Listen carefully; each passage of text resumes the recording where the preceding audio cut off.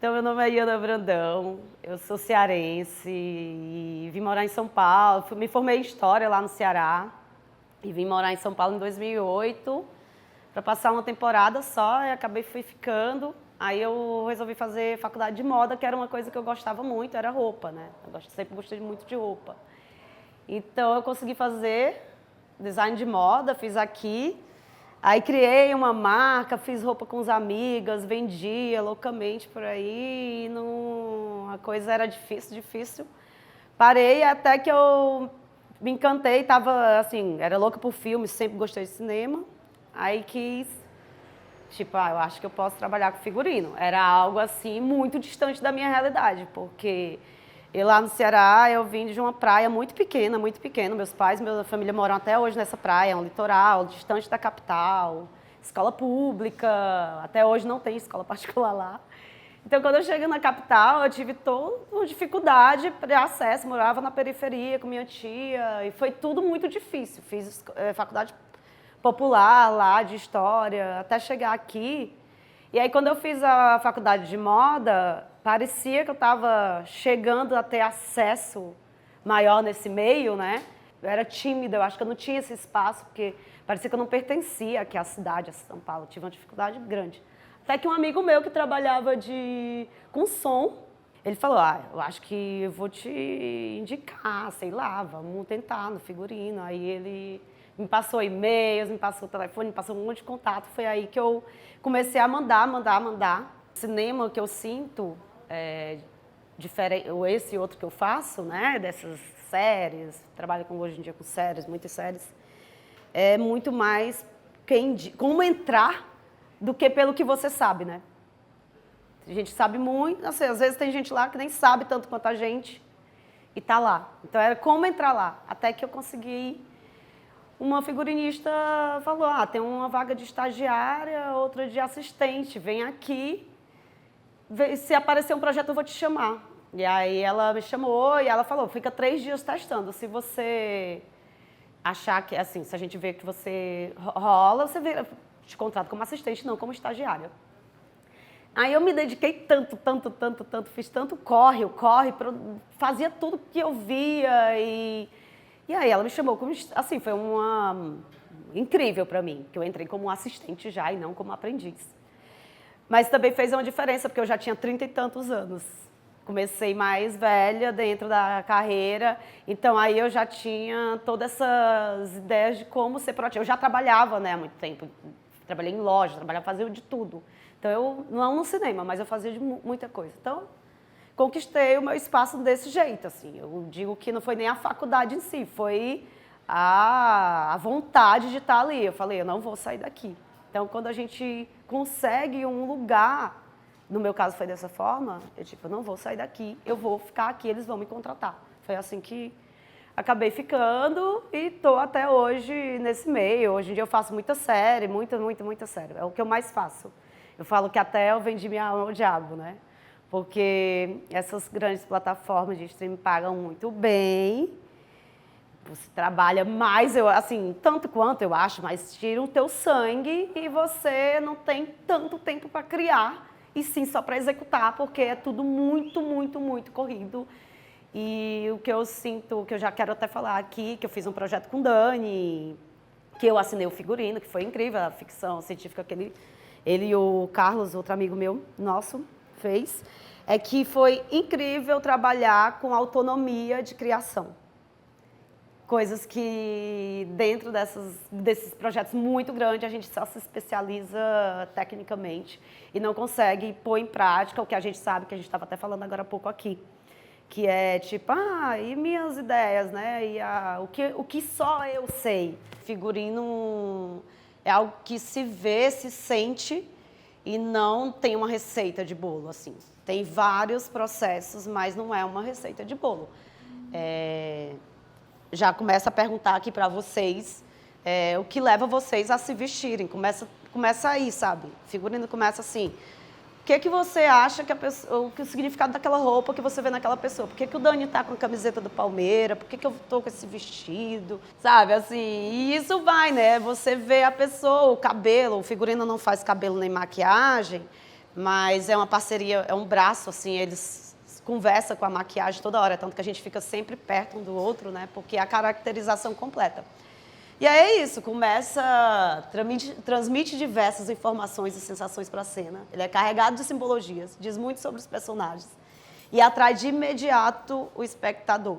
Nem é tanto para falar do Coringa, mas só de cara eu já queria mostrar que dá para sentir uma sensação de paleta de cores, das cores da roupa. Aqui ele, já vou dizendo, ele começa mais é sóbrio, é um filme sóbrio, né? Ele tem perturbações, ele sempre está cabisbaixo, ele sempre está fechado. E aquela lá em cima é quando ele já está assim, explodiu. Aí as cores, se você for assistir o filme inteiro, você vai ver que no figurino tem esse processo de mudança de tons, de cores, de o que ele vai colocando. E ali é quando ele já está louco e assume, né, esse delírio dele todo. Aí as cores já dão uma vermelho, forte, ousadia. E aí, se você for ver, ele quando ele está sem camisa, é uma calça velha para baixo, o ombro para baixo. E o filme inteiro dá para ver. A paleta de cores desse filme é incrível, assim. E é todo nesse tom mais baixo. E até o vermelho dentro não fica contrasta, mas ao mesmo tempo harmoniza, né? Dentro de tudo. Tirando o lado técnico, que eu vou chegar nessa parte técnica, eu queria falar sobre sensações, o que é que você sente, o que é que você tem vontade, o que é que você vê na pessoa que está vestindo aquilo. E figurino começa aí. Aí tem uma vantagem de cara, que eu já vou dar essa dica para vocês, que é facilitar a vida de qualquer um, porque roupa todo mundo veste, né? A gente veste, então a gente já entende, de certa forma, sobre roupa. Então, é uma área que, assim, não é algo que eu nunca vi, tipo, eu nunca mexi no som. Não vou chegar e já saber. Mas roupa é realmente assim, eu me visto, tem dias que eu tô mais animada, tem dias que eu quero me vestir melhor, tem dias que eu quero ficar mais bonita, tem dias que eu quero não me esconder. Isso tudo você já faz no dia a dia. Então, quando você vai trabalhar com figurino, você aproveita todas esses pensamentos, essas ideias. Tudo você não chegue lá e não use essa bagagem. O que é que são as sensações quando você vê a pessoa vestida de uma coisa? Isso é muito incrível dentro do figurino e é muito útil. Eu falo que, assim, o que me fez, talvez, trabalhar com figurino até hoje, e eu ainda continuo aprendendo, é que desde criança eu era encantada por roupa. Eu ver as pessoas, ia para a costureira com a minha mãe e ficava achando aquilo o máximo e dava palpite já piveta, assim.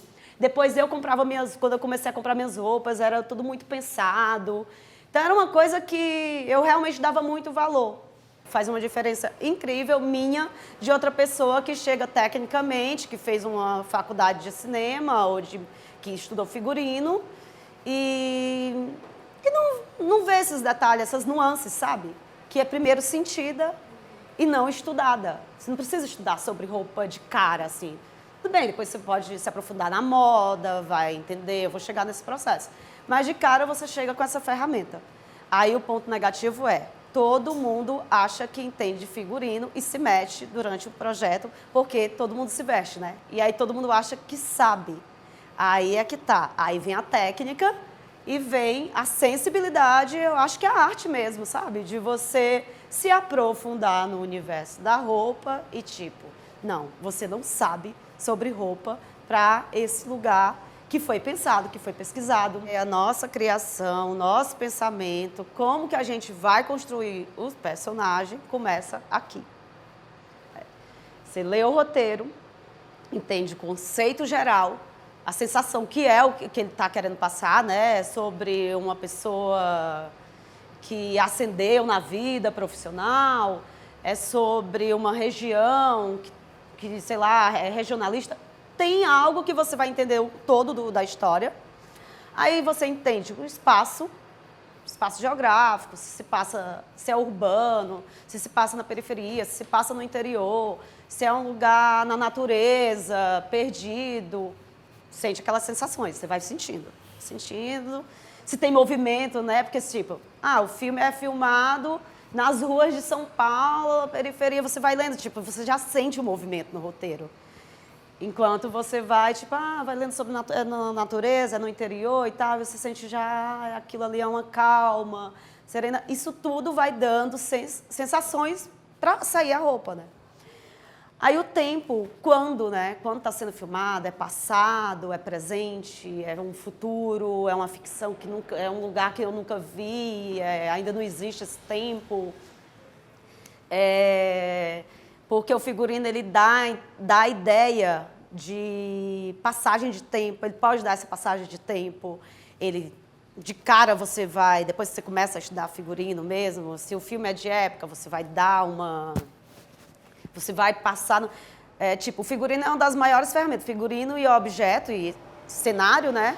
É a maior ferramenta de você passar visivelmente a época que está passando, o tempo que está passando a história, que está acontecendo a história. É a grande ferramenta. Então, tem o tempo, os personagens, quem está ali no roteiro, de quem que está se falando.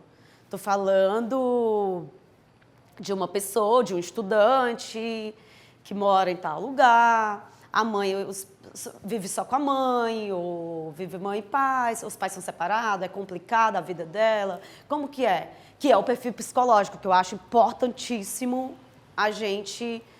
É igual, assim como esse espaço onde ele está inserido, o perfil psicológico dele me traz muita informação, muita. Ali no Coringa mesmo, vocês viram, né?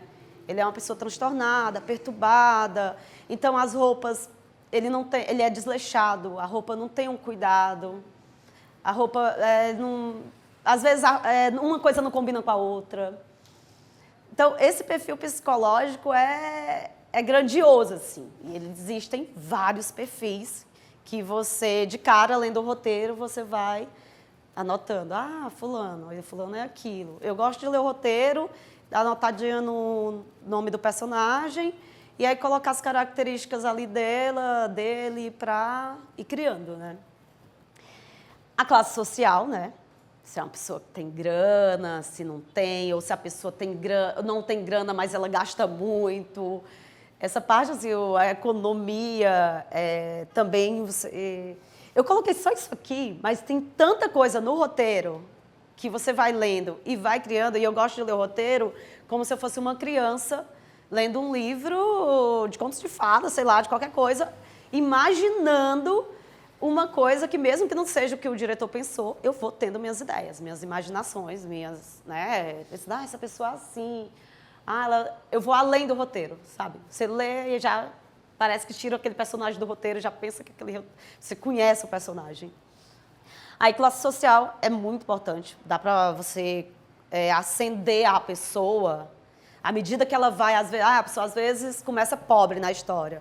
Mas ela conseguiu alguma coisa, estudou, foi morar em outro lugar e, de repente, ela ascendeu na vida, arranjou um trabalho foda, ou casou com alguém muito rico, sei lá. 1000 histórias. Aí você vai através do figurino, que é o figurino que vai dizer isso, né? O figurino, o cenário onde ela mora, o carro que ela vai ter, tudo isso, junto com o figurino e a maquiagem, vão mostrando dentro do filme essa pessoa ascendendo. É por isso que eu falo, o figurino é algo muito íntimo nosso, né? E parece que essas questões de observações pequenas são muito pequenas, mas dentro do filme é o que brilha, assim, vai brilhar e vai fazer a diferença. E não é difícil observar, não é difícil ver da roupa e pontuar. E aí tem o clima, estação, essa parte aí é um detalhe pequeno, parece, mas a primeira coisa que eu pergunto quando... Às vezes não está no roteiro de cara, não fala assim, inverno, não, é verão, nem sempre. Mas dá para sentir o clima também, a temperatura dentro do roteiro, você consegue sentir. É tanto que quando eu vou perguntar para o pessoal da equipe, eu digo, é verão, né, esse figurino, é o quê? Ou então meia estação, que todo mundo ama fazer meia estação, que aí tanto bota um agasalho, como bota a pessoa de roupinha leve, como essa. Então a gente se aproveita muito desse artifício de dizer, vamos fazer meia estação. Se não for algo marcante, inverno de São Paulo, ou a seca, né, no sertão de tal lugar, que aí sim, você tem que é obrigada a vestir a pessoa conforme aquele clima que está falando ali. Mas se não fala, se deixa, sei lá, um filme nas ruas de São Paulo. Pode estar fazendo meio frio, mas eu usar a estação outono. Quem é dos documentários é uma coisa, é um detalhe, né? A gente do figurino é excluído dos documentários, porque não tem espaço pra gente, porque é vida real. Então, no máximo, um documentário grande, assim, pode ter um consultor de figurino, uma pessoa ali para direcionar as pessoas, a paleta de cores. Ah, você pode usar uma cor X para vai melhorar, né, na imagem, no cenário, mas realmente não cabe a gente, não tem espaço nos documentários para figurinistas. Todas as informações estão no roteiro. Eu sempre penso assim, tá tudo lá. Aí a nossa fantasia e criatividade é que vai materializar a roupa, né? O personagem, no caso, como que ele vai estar.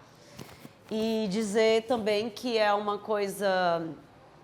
A gente não tem tempo mais dialogado de toda hora com o diretor. À medida que a gente vai criando, pensando no figurino, a gente fica conversando com o diretor de arte, porque o filme está na cabeça do roteirista, do diretor, tal, não está na minha cabeça. Tipo, o Dani tem uma menina, vamos supor, ele tem uma história que tem uma pessoa que mora no centro de São Paulo, é nordestino, chegou, trabalha num restaurante e tal. Essa pessoa que está dentro da cabeça dele, tenho certeza que é completamente diferente da menina que eu estou pensando, nordestina, que está trabalhando numa lanchonete no centro de São Paulo. Então, tem muitas divergências até chegar em como seria essa menina que trabalha lá no centro, na lanchonete.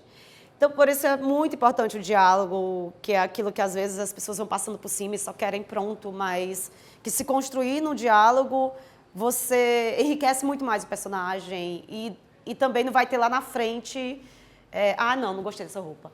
Ah, não, nada a ver com o que eu pensei. Acho que o diretor que acompanha uma prova, que vai na hora da prova de figurino, vê as pessoas, vê o que a figurinista está pensando, vai lá no acervo, olha tudo. Eu acho, assim, incrível, porque é um sinal que é um diretor que tem um cuidado por isso, pelo trabalho dele, né? Porque os personagens são deles, no final da conta, assim, foram criados ali.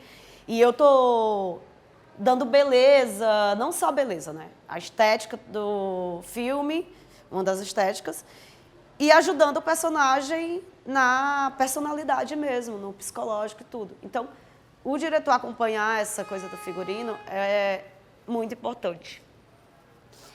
Aí, o que a gente vê? A gente pode criar algo novo, uma roupa nova, que nunca existiu. Nos manter fiel a uma referência exatamente como ela é, tipo, vou fazer um filme sobre Solano Trindade. E vou contar a biografia dele. Não é um documentário, vamos supor que é uma ficção mesmo, né? Baseado na história dele, na bibliografia. E criar um filme sobre ele. Eu vou lá ver ver fotos dele, ver apresentações. O máximo que eu tiver de fotos, né, de referência dessa pessoa, eu vou copiar. Eu não vou criar algo novo, porque eu quero realmente mostrar um realismo. Quero mostrar como ela viveu. Aí quem faz o cenário vai procurar exatamente a casa para mostrar o fogão, o filtro que tinha, tudo aquilo. Então a gente cria exatamente fiel à realidade, que é mais realista, né? O figurino mais realista. Recriar em cima de algo que já existe, que aí você pega a ideia, estudo aquilo, estudo o que se usava, essa pessoa fazia isso, por quê, qual que era a moda, o que é. Aí vê qual que é a época, anos 90, anos 2000, é atual, é futuro, usa isso.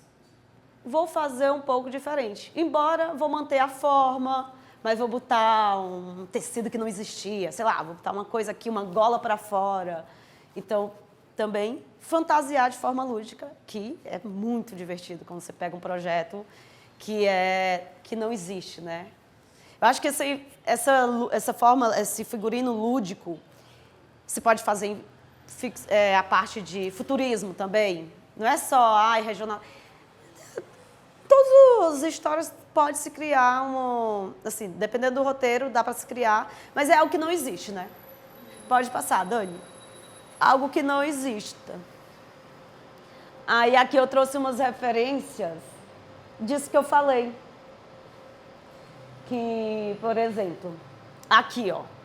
Aqui tá ruim a foto, mas Hoje é Dia de Maria, é uma série linda, linda. O figurino é incrível, o cenário, você viaja para outro lugar. Então, e tudo é possível, né, da cabeça da pessoa, assim, junto com a equipe, pensar o que a gente... Não precisa criar o que já existe, a gente pode criar outra. E é difícil pra caramba, porque algo que já existe, já a gente vê se funcionou ou não. Então, a gente escolhe coisas que já funcionaram, papapá, mas o que não existe, tipo, vai encantar as pessoas? Às vezes a gente tem umas ideias mirabolantes e não encanta. Ninguém se interessa. É muito difícil fazer futuro também. Ai, no futuro elas vão vestir umas coisas prateadas e tal. Aí, tipo, faz e não emociona. Não é isso, não. Às vezes o futuro nem é prata. Nem é... Não, o futuro pode ser uma roupa nada, né? Sei lá, uma coisa, uma peça tecnológica e pronto. E a pessoa tá pelada. Eu faço um spray e vira uma roupa, né? Exatamente. É engraçado quando a gente assiste filmes lá de trás, que é futuristas, Matrix, outros até, a gente fica olhando assim, nem se veste assim, nem é assim o futuro, olha como eles pensavam. Nada a ver. Mas aí é que tá. Não é para ter nada a ver mesmo, mas quando a gente tem uma liberdade para criar o que a gente quer. Mas é bem difícil, assim, é um desafio grande de você encantar e convencer a pessoa que aquele figurino... E ele é quase teatral, né? O Hoje é Dia de Maria. Ele é muito do teatro, que o teatro é de exageros. O tecido fala sobre o poder financeiro da pessoa, às vezes, né? A grife, a marca. E quando a gente... tanto que quando quer fazer uma coisa mais baixa, mais derrubada, é uns tecidinhos mais populares, umas coisas mais... E quando você vai para o mundo da moda, das ostentações, das grifes, dá para perceber a modelagem da roupa. O tecido que usa, assim, quem vai conhecendo mais vai percebendo esse detalhe. O couro, que se é um couro bom, tem todos esses materiais para você passar para dentro do figurino. Esse daqui, a Cruella, fala muito sobre o mundo da moda, e aqui é Emily in Paris, que é uma série... Eu nem assisti essa série toda, eu peguei só como referência, já vi ela como referência para alguns projetos, mas também é todo pautado nessas grifes. E um dos figurinistas, acho que foi da segunda temporada, é um estilista famoso, que agora também tem... Agora não, né? Sempre teve isso. Quando o filme quer tratar muito sobre um mundo de ostentação da roupa, de bons cortes e tal, eles chamam alguns estilistas para fazer o figurino. Eu imagino que com uma parceria com outros figurinistas mais técnicos, e o estilista fica só mais criando mesmo. Mas é muito importante, porque é outro olhar. A pessoa que vem com esse olhar de moda vem com outro olhar, que é de uma elegância assim, ao extremo, a modelagem é muito perfeita também quando vem... Eu vou chegar lá na parte do Diabo Veste Prada, como você falou, que é justamente essa parte da moda. Mas aí é isso, a Emily Pérez, toda hora, essa menina, ela aparece com roupas muito bem pensadas e montadas, harmonizando a bolsa certa e uma ousadia também, que eu acho que a gente consegue trazer para os filmes. Eu quero lançar moda no filme, vamos supor. Quero trazer um figurino que sirva, que crie tendência. Eu não gosto dessa palavra não, mas que vire moda, né? Que as pessoas queiram usar. Aí você pega um personagem, tanto que até as grifes, é outra coisa que a gente faz quando a gente vai produzir roupa para... Vou falar na frente, já poderia falar. Quando a gente vai produzir roupa para um figurino, uma delas é entrar em contato com marcas, para a gente pedir um apoio, se a marca quer emprestar uma roupa para vestir. Aí, lógico, vai depender da atriz, do ator, porque quando é ator desconhecido eles não querem, eles não se interessam, mas quando é ator... vamos supor, uma série da Netflix que é a menina de moda. Aí tem as marcas já que vão querer vestir aquilo ali e vão até emprestar, não vão nem cobrar, às vezes até doar. E aí isso acontece, quando traz esses filmes que tem questão de paletós foda, ternos fodas, aí põe o terno do Tom Ford, não sei de quem, que traz uma informação a mais pro filme. Que aí eu vou entrar ali na Maria Antonieta, que é um filme de época, que é realista, né? Traz a roupa muito tal e qual, as formas, a modelagem, os cabelos, os babados, os tecidos, as rendas, tudo tal e qual. Aí tem uma coisa que a gente ama do figurino, que eles fizeram, é que na cena, assim, muito rápido, ela calçando o sapato, botando a meia, aparece um All-Star. Não sei se você já sabe dessa história. É aqui, ó. Lá em cima. E eles fizeram de propósito, que é para causar realmente essa sensação, tipo, essa percepção, né? A gente que é da área, aí, tipo, nem sei se todo mundo percebeu o All-Star, mas a gente ficou, olha só, porque era junto com a trilha sonora, que era uma coisa pop, trazer, daí colocou o All-Star. Lá no interior do Ceará, por exemplo, as pessoas estão vestidas daquele jeito. Elas não estão vestidas bonitas, aquela beleza, aqueles vestidos, aquela rendinha. Não é. A realidade é aquela. Se você quiser fazer uma coisa bacural, assim, realismo total, é assim. E não é aqueles vestidos florais, uma coisa mais... Não é. Então, tudo isso é pensado junto com o diretor de arte, com o diretor, com o roteiro, o que a gente quer.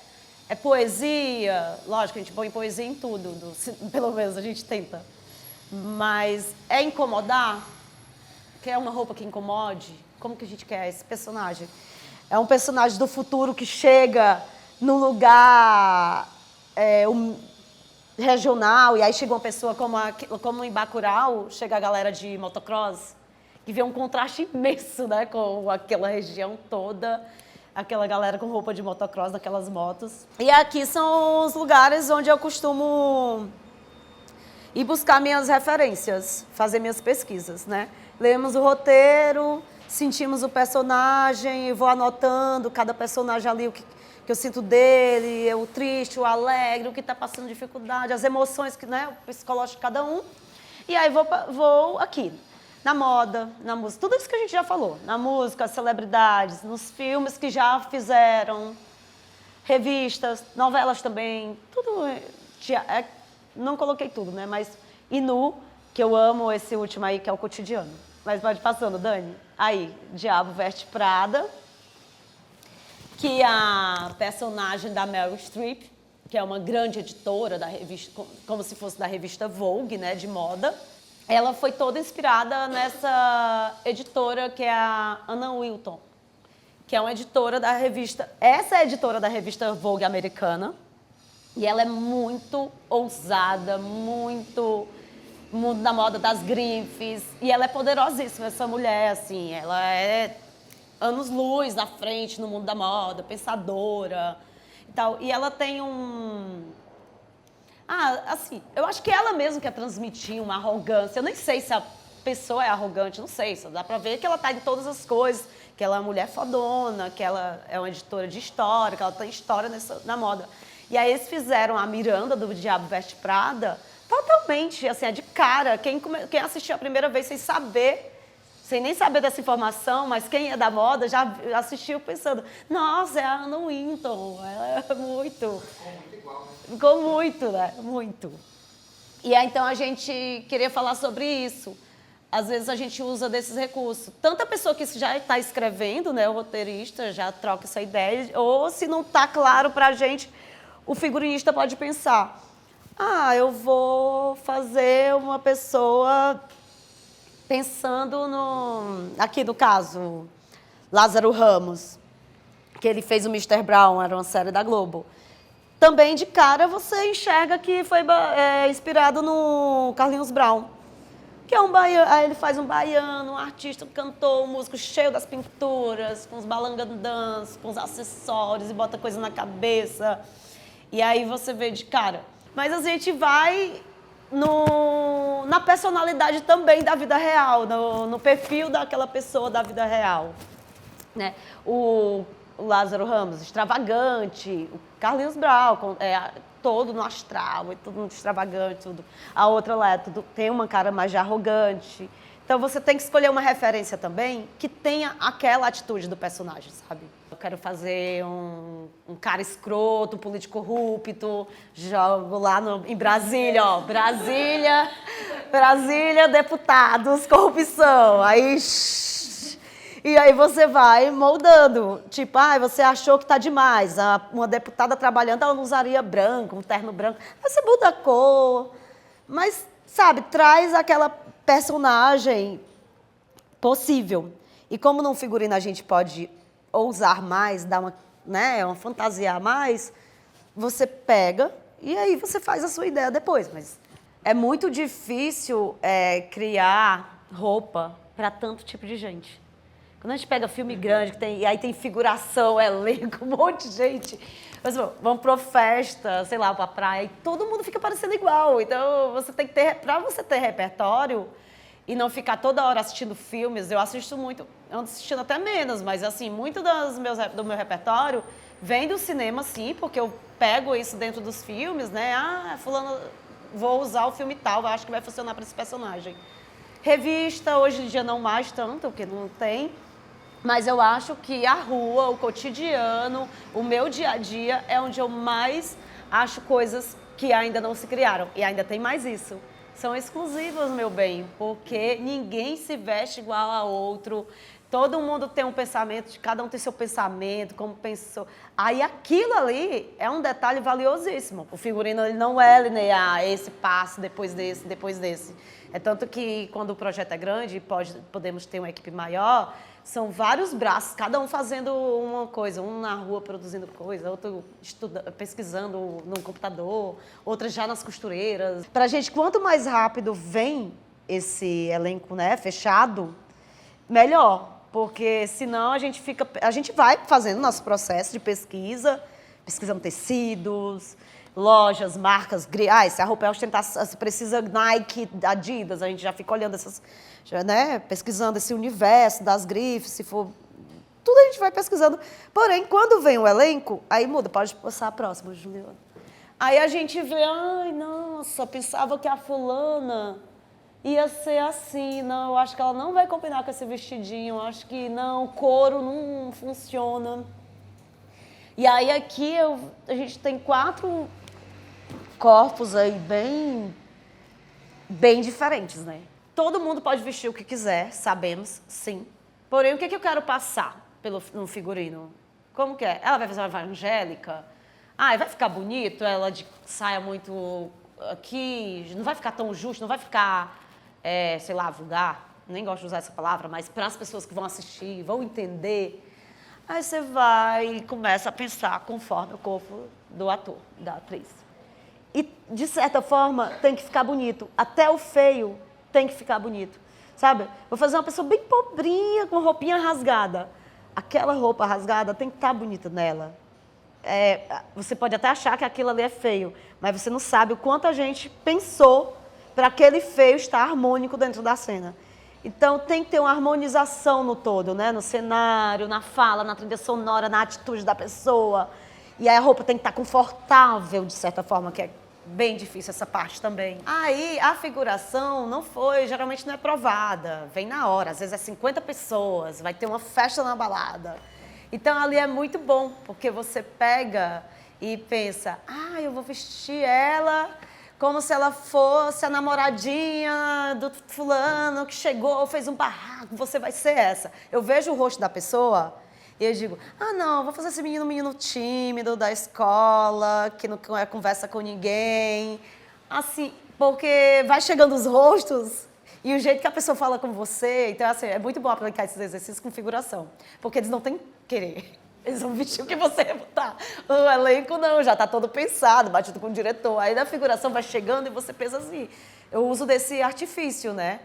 Eu acho que ela tem cara de calça cargo, sim. Vou botar uma calça cargo nela. Aí você olha o corpo, você olha o cabelo, você olha, sabe, se ela fuma, o que ela faz, se ela está ali conversando demais. Não adianta eu pegar um menino mais tímido e querer botar uma roupa nele, sei lá, extravagante, não vai funcionar, sabe? Eu perco um tempo ali e aí eu vou ter que ficar trocando até dar certo aquela roupa, porque também não posso botar qualquer roupa na pessoa, porque senão não funciona, vai ficar destoando dos demais. Então, esse exercício, praticar esse exercício de quando você vai escolher roupa no brechó, por exemplo, que é um lugar incrível, eu também amo brechó, amo. Porque tem roupas de personalidade, tem história naquelas roupas, né? Tem roupas únicas, geralmente, que você não vai encontrar em lugar nenhum, com preço maravilhoso. E olhar, às vezes ainda você encontra umas marcas foda, os tecidos bons, com modelagem foda. Acho que o brechó é uma das melhores formas de consumo, assim, consumir roupa. Dependendo do filme, você não precisa fazer croquis. Você põe as referências, como eu estava mostrando já essas referências ali todas. Muita referência, foto. Ah, fulana vai ser... Juan é o ator, vamos supor, e o Juan vai ser um personagem assim, tal. Pego várias fotos, personagem Juan, e aí eu ponho ali, todas aquelas imagens. Geralmente o diretor aprova desse jeito, não precisa chegar nos croquis. Só que tem filmes que não existem a roupa pronta, em lugar nenhum, tipo futurismo. Né? É importante que eu faça um croquis, vamos supor, teatro, principalmente teatro. Eu nunca fiz figurino para teatro, mas convivo com muita gente do teatro também. Teatro geralmente precisa, por exemplo, aquele terceiro ali, daquela boneca lá toda pintada de teatro, o último também, com aquarela. Às vezes você nem vê onde está a costura nem nada, você só vê o volume que você quer dar, as cores, sabe? Assim, a textura do tecido. Depende muito de qual é o figurino que você está fazendo. Mas geralmente croquis a gente faz para figurinos que é mais difícil você ter a referência pronta. E aí aqui, esse daqui foi para uma série que chama Manhãs de Setembro. Foi um figurino para a Lineker. E era a personagem dela, uma mulher trans que era motogirl, né? Era entregadora. E ela tinha que ter uma jaqueta.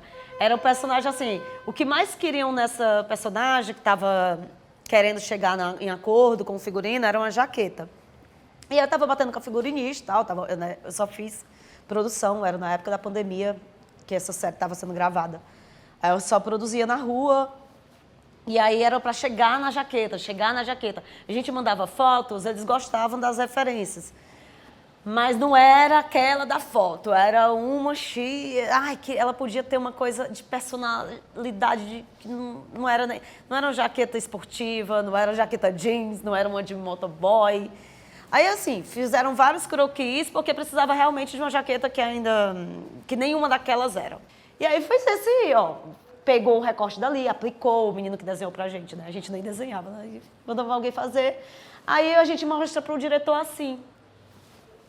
Põe aqui, esse daqui mais ou menos, aquela estampa, o tecido, a textura vai ser aquela. E aí faz um croquis juntando tudo isso. Então, assim, informações diversas você pode levar para ter uma comunicação.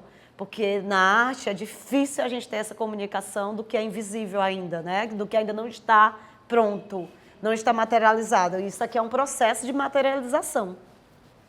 E aí, na hora de ter essa troca com o diretor, porque tem uma produção imensa de roupa para a gente fazer pela frente, vai se apresentando as coisas e entendendo o que é pra... E sempre caminhando junto, né?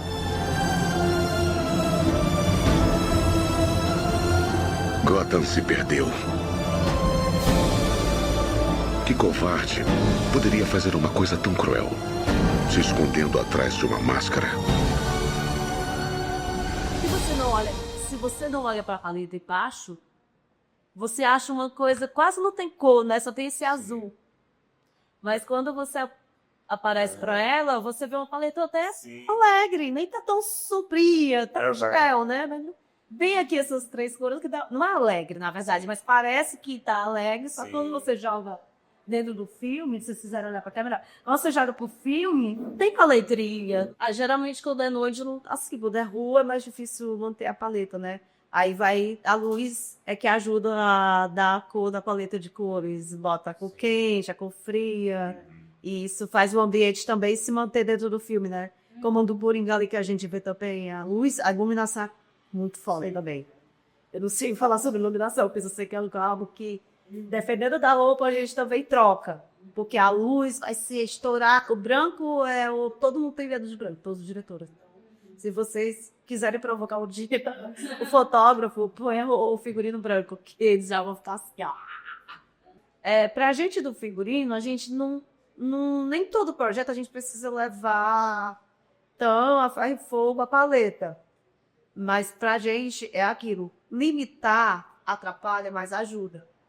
Eu não vou sair procurando todas as cores para fazer todas as cores de roupa. Ajuda muito essa coisa também de vamos por aqui, vamos por esse caminho. E aí a gente vai afunilando as coisas também. Porque trabalhar com criação, é isso, você não é um artesão que, sei lá, estou viajando, vou criar. Não é assim, né? Dentro de um projeto que tem várias equipes e várias pessoas conversando entre si, precisa realmente de um caminho para chegar. Porque senão vai ficar o filme vai virar um Frankenstein, né? Cada um põe a roupa que gosta, a luz que gosta, a trilha sonora que gosta. Então é um diálogo constante. E o figurino não é diferente. A gente fica conversando, principalmente se é o cenário que a gente sabe que tem coisas raras que tem que estar ali. Os óbvios, sofá, cama, a coxa de cama. Coxa de cama já é um bom exemplo, ok. E a coxa era dessa cor. Só que eles fundeu das coxas, entendeu? Na hora troca, porque ficou bom. Às vezes a gente não diz nada, mas o diretor que achou que não ficou. Aí ou troca a roupa, ou troca a roupa de cama. Assim, faz alguma coisa. Ou então a gente pega e leva um casaco. Com esse uma jaqueta em cima dele, que aí já tem uma textura que ficou tudo. Assim como tem figurinos que querem monocromático. Tá tudo no mesmo tom. É isso. Mas é muito difícil, porque a gente não tem tanta opção de trocada. No atual, a gente tem um monte de roupa atual. Dá pra tocar, né? Hoje, assim, corre ali e compra uma blusa, se fosse o caso. Mas, época. A gente não fica no guarda-roupa de época lotado. São poucas peças, porque são mandadas fazer. Então, eu tô fazendo um filme agora, uma série que se passa no século XIX, final do século XIX, 1880, uma coisa assim. E é na cidade de Americana, no interior de São Paulo. Todo de época, camponeses, assim, uma coisa bem rural. E cada mulher tem 3 roupas. E cada homem tem 2 a 3 roupas. 2 coletes, uma calça, às vezes, 3 camisas, blazer. Não dá, tem que ser tudo bate-voz. Tudo durante existe uma pré, né? Pré-produção que chama. Podia uma série por, às vezes, 2 meses, 1 mês e meio. Eu tive uma que fez Juca, fiz uma que foram 4 meses até. Que eram 2 temporadas, filmando ao mesmo tempo, e 2 unidades, tudo, e que era tão grande a série, que durou 4 meses de pré-produção. Então, tudo isso é feito na pré-produção. A pré é para você testar, errar, desfazer, refazer, alinhar, se comunicar, toda hora falando. É tanto que as nossas pré-produções, elas geralmente eles alugam um espaço, então, tiver um espaço, eles alugam uma casa bem grande, e põe todas as equipes e o compartimento desse espaço. Direção de arte, objeto, maquiagem, ele de direção, pessoal da direção, produção, você fica todo mundo trabalhando como se fosse um plano de empresa.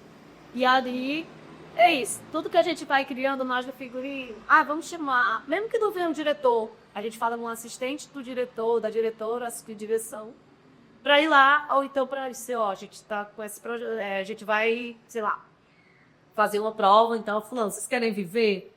Às vezes o diretor de arte quer ver, acompanhar a prova. Aí ele já vai também acompanhando os documentos, porque tudo que a gente vai criando, as referências ficam no documento, que todo mundo tem acesso.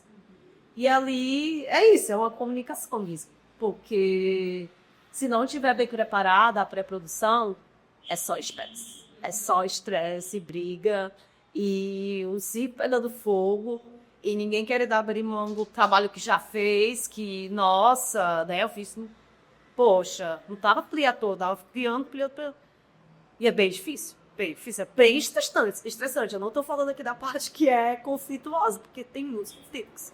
Isso. Não, não é que tipo assim, quero não chorar nudo, mas é isso. Você trabalha, e na hora assim, eu não vou tirar o bicho do nada.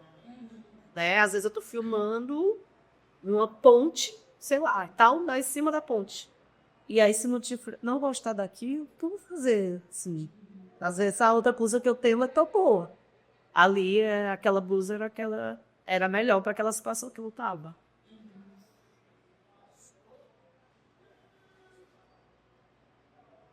E aí, tanto detalhe no figurino, é aquilo que você falou, camiseta com estampa. Ah, é porque ele gosta de rock. Qual rock ele gosta? Igual a banda.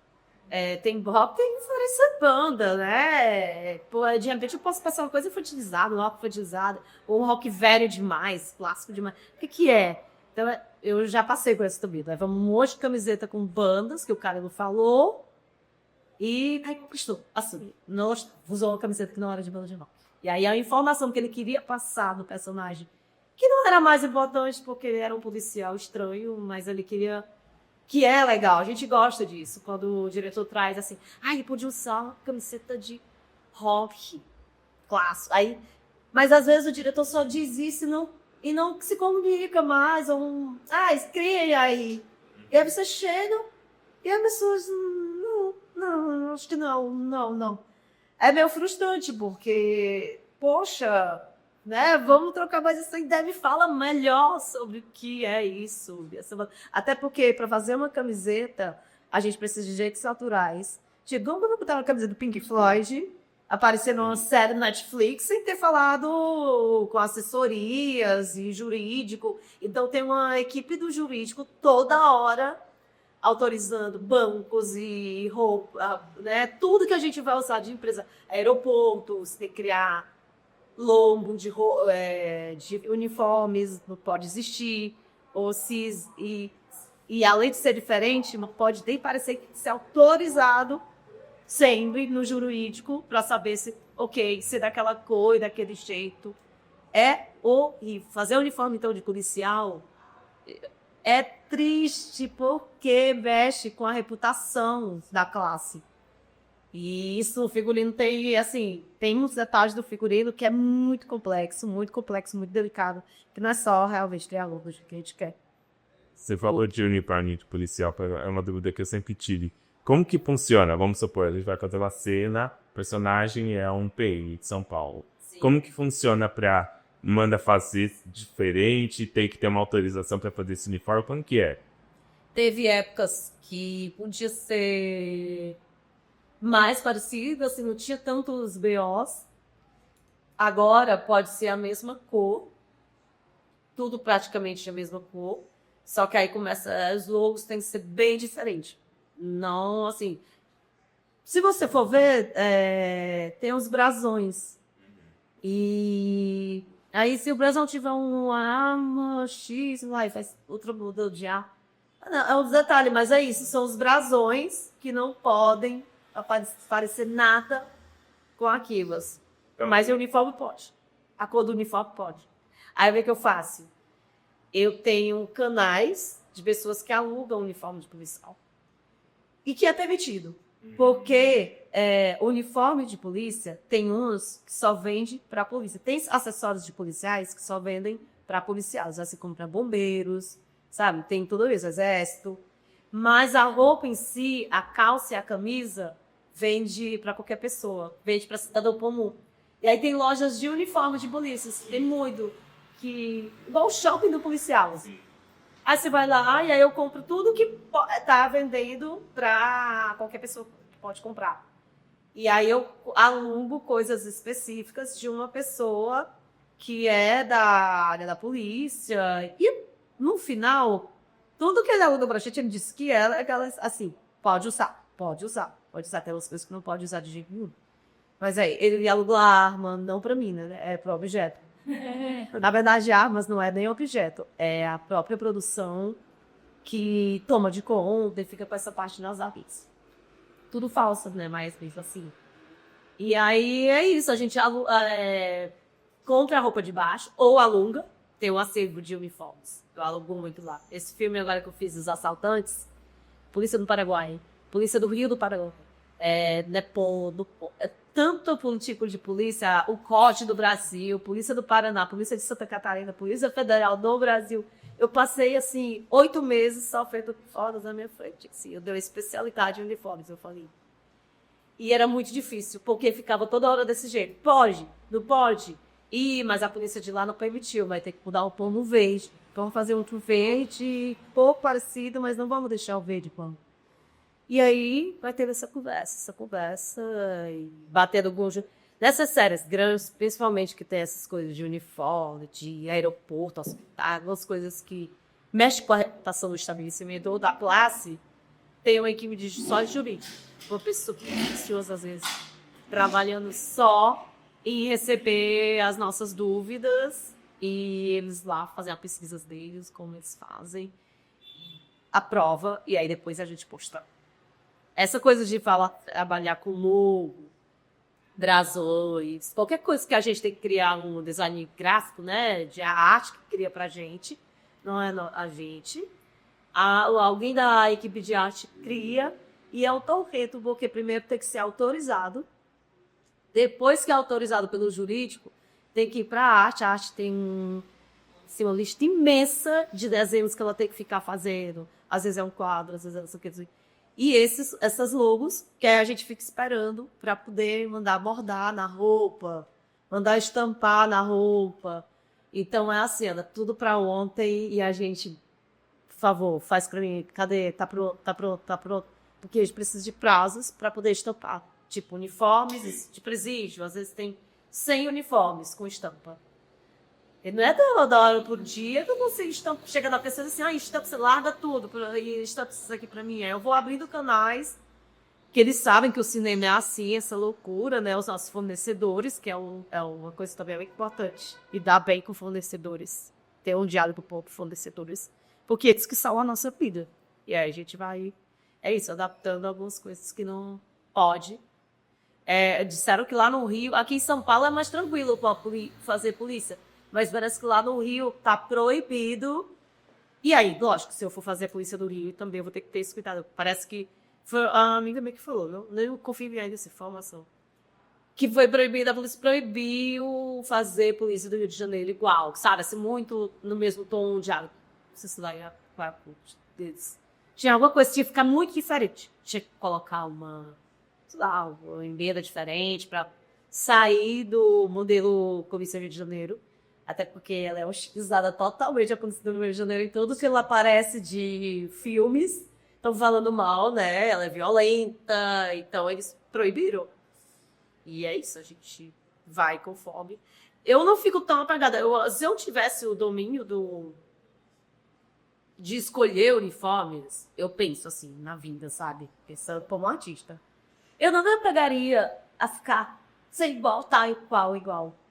Todo mundo vai entender que é a polícia de São Paulo, mesmo que a cor... Sabe, eu penso assim, poxa, vamos dizer que essa polícia é a de São Paulo, não precisa estar tão impecável, que às vezes ficam falando, mas não tá diferente. Gente, tá bom, não é ficção. A gente pega hoje em dia tem o Google, a internet, tem tudo, antigamente não tinha, né, gente? Era uma dificuldade achar referência, mas essa série, lógico, pesquisamos em todos os lugares da internet. E ela, não satisfeita, ela foi lá na Feira do Bexiga e saiu comprando tudo de revistas da época que tinha lá das antiguidades. E aí ela comprou revistas, trouxe um lugar que não a gente estava achando nas fotos, sabe, da internet. Incrível. E socialites, as socialites, porque dessa série, essa aqui, que é a Maria Casa Deval, e essa aqui, elas são muito socialites, assim, tá? E aí, como que elas se comportavam, os pais dela, elas debutando. Essas revistas traziam toda a história da época, era assim, eles. E aí é muito bom que você vai lendo e vai sentindo a personagem ali, não é só o que você viu ela vestindo. E foi incrível, assim, eu achei genial. Então, é muito bom trabalhar com pessoas que estão além das ideias, que não ficam só nesse universo, no método, né? Não é receita de bolo.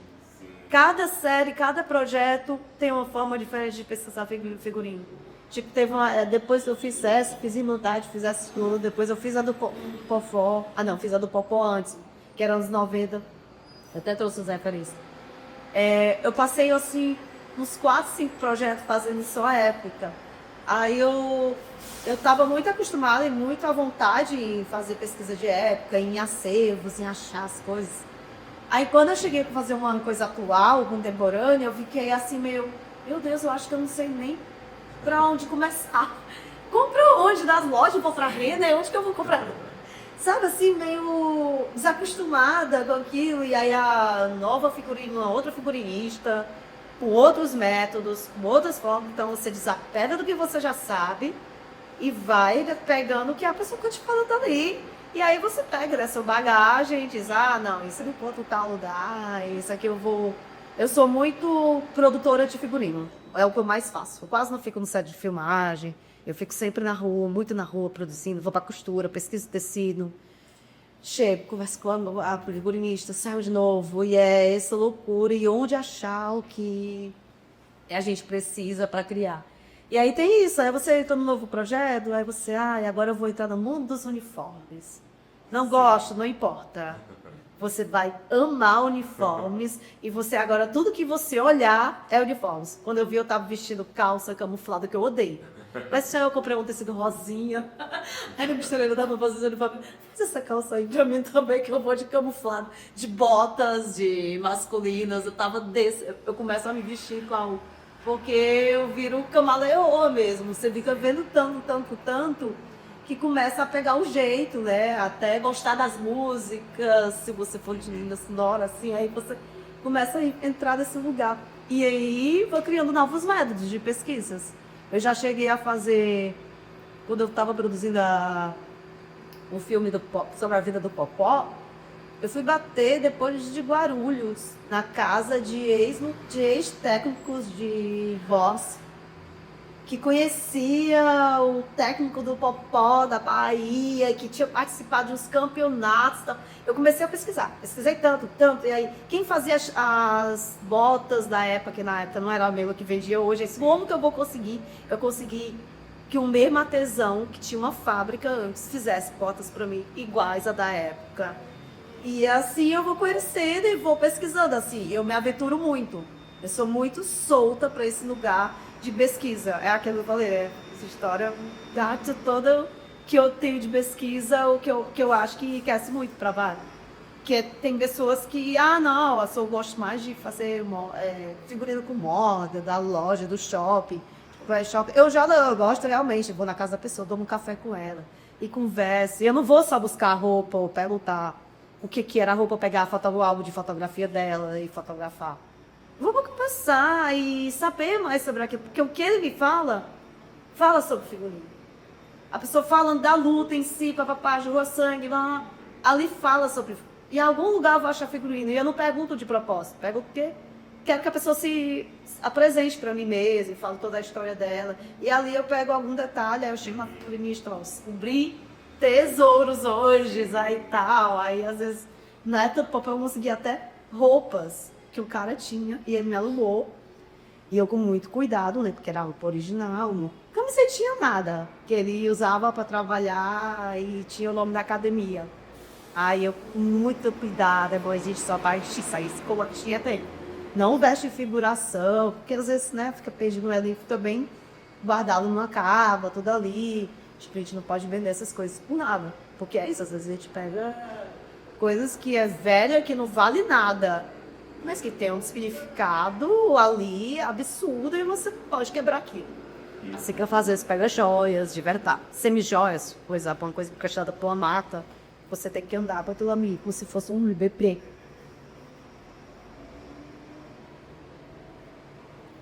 Gente, aqui é mais do mesmo, aqui essa documento é muito grande, se fizeram. Mas eu achei bom trazer porque estava muito bonito, muito bem feito.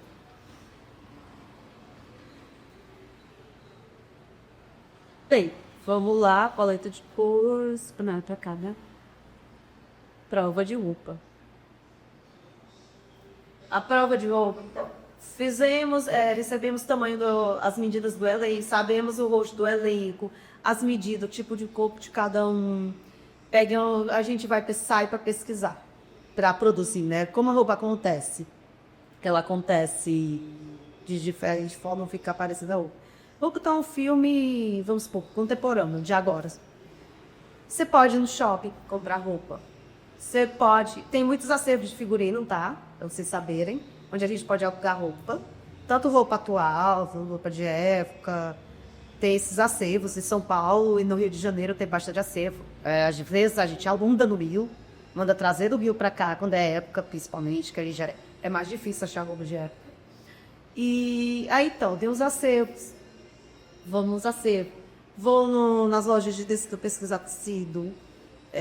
Levo mostra de tecido, fazemos peças de teste, vamos para costureira, faz roupa, vai do shopping, compra e pega emprestado de marcas, porque tem marcas que aquilo que eu falei, dependendo dos atores, elas querem emprestar, ou dependendo do tema tratado no filme, elas querem também que a sua roupa esteja ali, né? Então tem diferentes formas de produzir. Acho que é uma aula, às vezes, uma manhã para falar de produção de moda, de roupa, de figurino. Diferentes formas de produzir para essas roupas chegarem para o dia da prova de roupa, que é marcada todo um diálogo, né? Da gente dizer, quando que a gente pode começar as provas de roupas? A direção vai dizendo, vai vendo a agenda de cada ator, porque eles ainda não estão filmando, então provavelmente eles vão estar em outro projeto filmando, aí tem que bater com a agenda do ator e com as nossas peças, o guarda-roupa está montado, pelo menos assim, 50% do guarda-roupa pronto, principalmente as roupas que eles vão usar em ocasiões muito importantes do filme. Vai ser uma festa, um casamento, um acidente, vai sujar sangue, sei lá, assim. Então tem que ter com antecedência. Algumas roupas tem que ter com muita antecedência a prova de roupa. Outras a gente consegue, no decorrer das filmagens, ir acrescentando mais, trazendo mais coisas. Aí chegou, tá o guarda-roupa de cada um, aí vem a prova de roupa. Aí eu trouxe algumas coisas. Esse daqui também é da mesma série, Coisa Mais Linda. A criancinha, isso aqui tudo a gente monta. O ideal numa prova de roupa, se o cliente for muito exigente, o que a gente faz? A produção organiza um painel lá, o fundo branco, o fundo cinza, o fundo bom. Ideal que não seja gente que fotografe, porque nem sempre eu vou ter um celular. Sabe que tem uma luz. Às vezes você faz a foto péssima, e eu não sou fotógrafo. Então, se for um projeto que tem uma grana, às vezes eles mandam alguém ir lá fotografar pra gente. Porque, afinal de contas, essa série aqui no caso ia pra Netflix. Então tem que estar muito bom. Porque senão vai estar parecendo que eu estava em casa, com a luz estourada, aí a roupa é boa, só que chega lá no cliente, eles acham que aquilo ali tá ruim, não ficou bom. Por quê? Porque não teve um preparo de luz, de uma câmera ok, de um fundo, né, que dê visão para a roupa.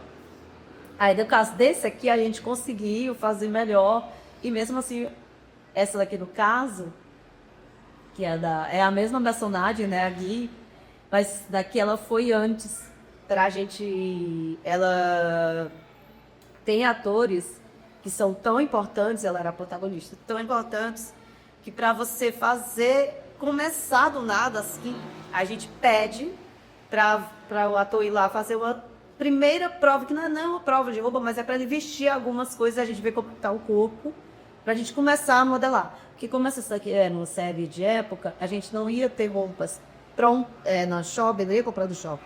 A gente costurava, não fazer. Tem muito mais tempo mandar fazer uma roupa do que comprar uma roupa pronta, né? E aí essa roupa aqui não tem fundo nenhum, ela foi lá só pra gente fazer uns testes de roupa, isso acontece. Aqui já era com a roupa fundo, né? Esse aqui também, esse aqui foi o figurino que ficou pro casamento, ele era um noivo. Lembra aquele dos orixás, não é aquela referência?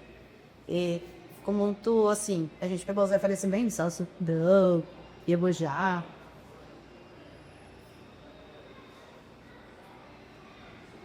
Esse daqui é da série do Popó, do filme, na verdade. Não viu série. Aliás, é sério. Foi um dos projetos assim, que eu mais curti de fazer, não pela grandiosidade do figurino, mas tem muita informação desse filme, sabe?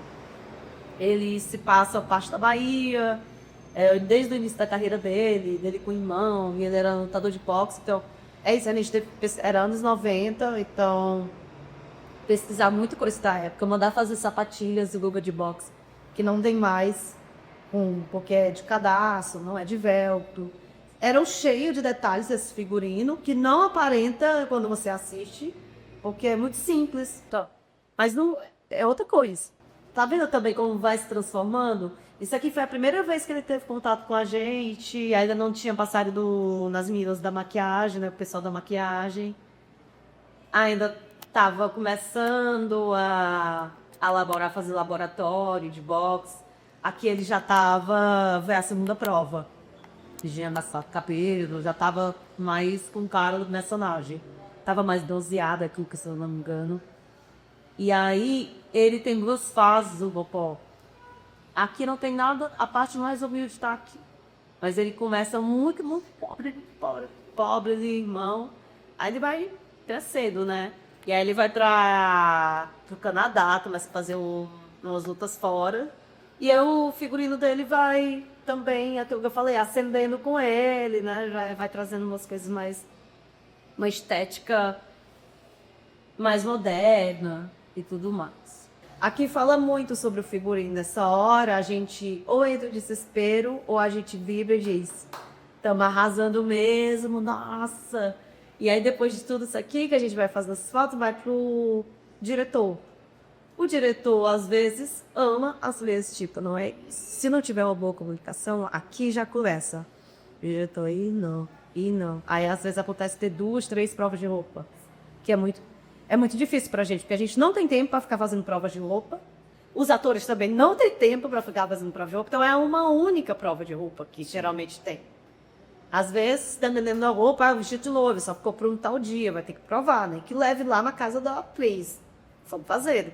Mas não tem tanto tempo, né? É tudo muito corrido. Às vezes parece que a pré é grande, mas não é. A pré-produção não é tão grande, porque é tanto detalhe para você ter o filme quase todo pronto que... E então, assim, é nessa hora o diretor vê, aprova, não aprova, diz o que gostou, o que não gostou. Até então, ótimo, porque ele está ali do nosso lado, vai ter essa troca. O problema é quando se trata dessas séries de plataforma de streaming, que aí tem que mandar para, né, a Amazon, qualquer uma, Disney. E aí lá é outro gosto, as pessoas, assim, vai dar uma opinião, às vezes... Você nem estava tão alinhada, a gente até prende por isso, que a gente precisa de ter todas as informações o máximo possível.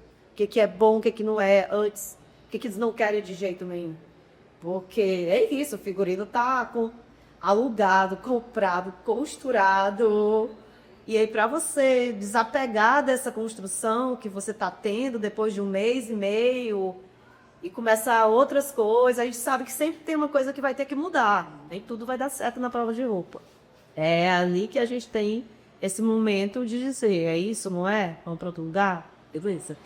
Decupagem de roteiro. Essa parte aqui, ela vem junto com a pesquisa de referências.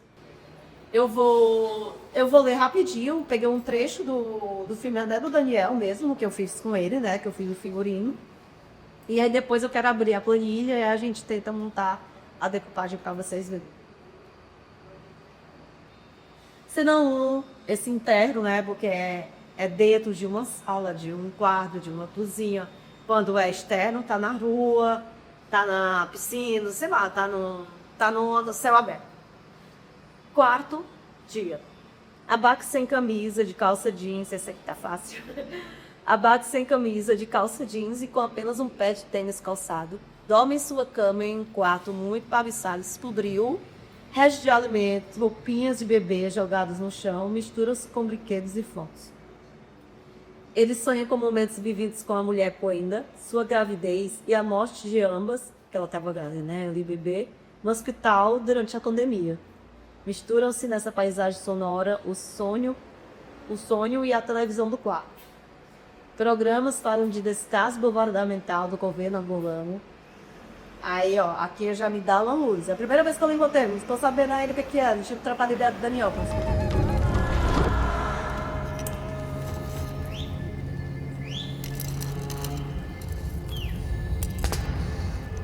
Ieto mulheto, ieto mulheto. Desde o início do ano que os homens estão a ser treinados por comandos e fuzileiros, com preparação física e instrução militar adequadas à natureza e às características da missão. Eles logo Eu te gosto bué.